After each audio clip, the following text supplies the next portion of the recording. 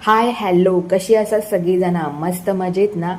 आज आमच्या किचनमध्ये काय काय शिजतला तर एकच वस्तू शिजतली असा तो म्हणजे मटार पुलाव.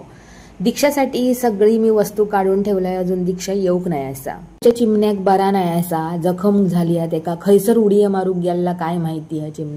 चिमणा काय आमचा कमीचा नाही असा, खै खै उडीया मारून येता, जखमे करता आणि मग असा शांतपणे बसान राहू. आणि ह्यो चिमण्याचो झील दादलो बघूचो तेव्हा खिडकीवर बसा नसता. मागच्या जन्मात ह्यो सिंधुदुर्ग किल्ल्यावरती टेहाळणी करणारो बुरुजवरती शिपाई होतो असाच माका म्हणूचा लागत. नाहीतर काय बघूचो तेव्हा की नाही ह्यो खिडकीवर बसून हकडेसून कोण येतात तकडेसून कोण येतात ह्याच ह्याचा काम चालू असता, बघण्याचा काम नुसता. आणि मग तेका हाक मारली आणि मग तेका हलवला बिलवला की तेका राग येत आणि मग रागान जाता. इकडे दीक्षाच्या की नाही स्पीडची कमाल असा, इतकी बरी भाजी असली नाही तरी 5 मिनिटात ती सगळी साफसूफ आणि स्वच्छ करून ठेवणार. संतोष इकडे ट्रेडिंग करतात आणि बाजूक तो दादलो आमचो त्याचा टेहाळणीचा काम संपला आणि आता तो हय येऊन बसलो. दुसरी ड्युटी त्याची सुरू झालेली असा.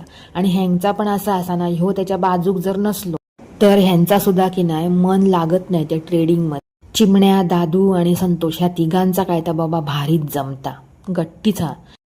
चला गहू चाळूचे लागले ना की माका असा वाटतं ह्यो चपाती खाऊचो शोध कोणी लावल्यान काय माहिती. ह्यांका भाकरे नाही तर भात खाऊ काय झाला काय माहिती. नुसते चपाते काढून करून करून लय कंटाळा येता. आमच्या बायकांचो की नाही कोणाकच कसं दया येत नाही माका समजत नाही.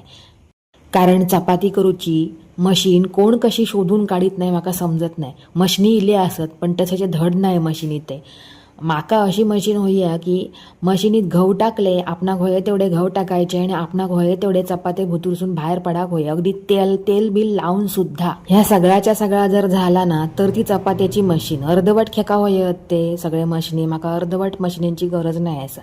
मग पीठ टाका नाही तर पीठ मळून घाला मग ते चपाते तयार झाले तसला नको.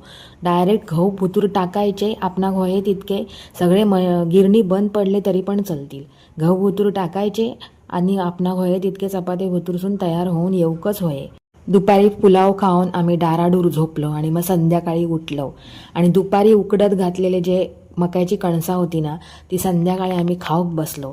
असलो ताव मारलो ना त्या कणसांवरती की विचारू नको. कारण कणसा होतीच सुंदर, मस्तच गावलेली. मंगळवारच्या बाजारात घेतलेलं मस्तच मक्याची कणसा होती.